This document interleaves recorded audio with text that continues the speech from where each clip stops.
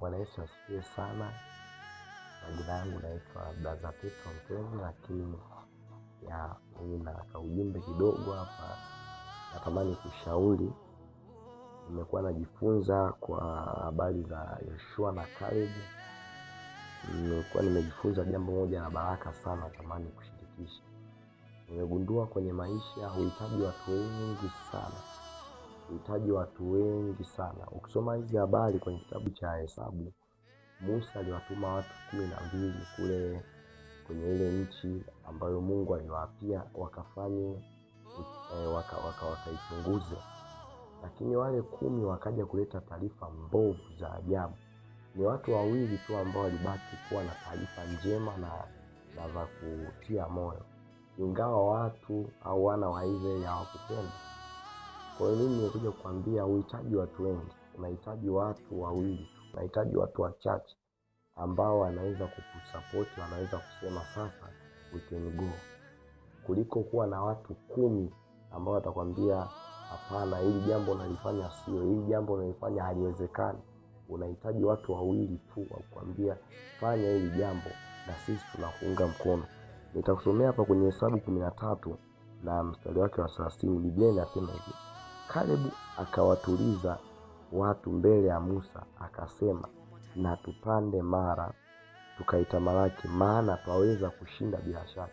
Kwa unahitaji watu ambao wanaweza kukwambia twaweza kushinda bila shaka, kuliko kuwa na watu 10 wanakwambia haiwezekani. Haiwezekani kuwa na ndoa takatifu, haiwezekani ukaishi maisha ya utakatifu kwa duniani, haiwezekani. Unahitaji watu wengi ambao watakwambia hivyo. Unahitaji watu 2 tu. Inawezekana unahitaji mimi tu nikwambie kwamba unaweza kuishi maisha matakatifu na ukafika. Lakini pia ukisoma Hesabu 14 mstari wa 9, Biblia inasema hivi: lakini msimwasi Bwana wala msiwaogope wale wenyeji wa nchi, maana wao ni chakula kwetu. Uvuli uliokuwa juu yao umeondolewa, naye Bwana yu pamoja nasi, msiwaogope. Unahitaji huyu ni Yoshua na Caleb.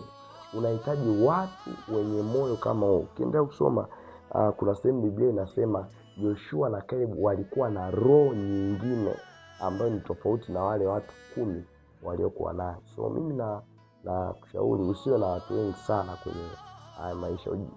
Usiwe umejizungushia watu wengi sana ambao hawezi kukusupport, hawezi kukwambia fanya mambo ya msingi, hawezi kukwambia wakakutia moyo, zaidi wanakuvunja moyo. Kama una watu kama hao, block, nenda na watu wachache ambao watakushauri mambo ya msingi na watakutia moyo. Nampenda mtu mmoja anaitwa Apostle Johnson Francis. Huwa kuna kauli moja huwa anasema, naipenda sana.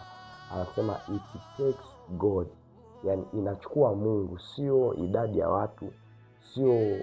Kwa sababu kuna watu wanafikiria labda nikiwa na watu wengi sana kwenye kamati yangu ya harusi ndio watanichangia. Kumbe ni mtu mmoja tu, pengine angekupa milioni 20 za kufanyia jambo lako na ningeenda. Mungu akubariki sana. Mungu akubariki sana. Amen.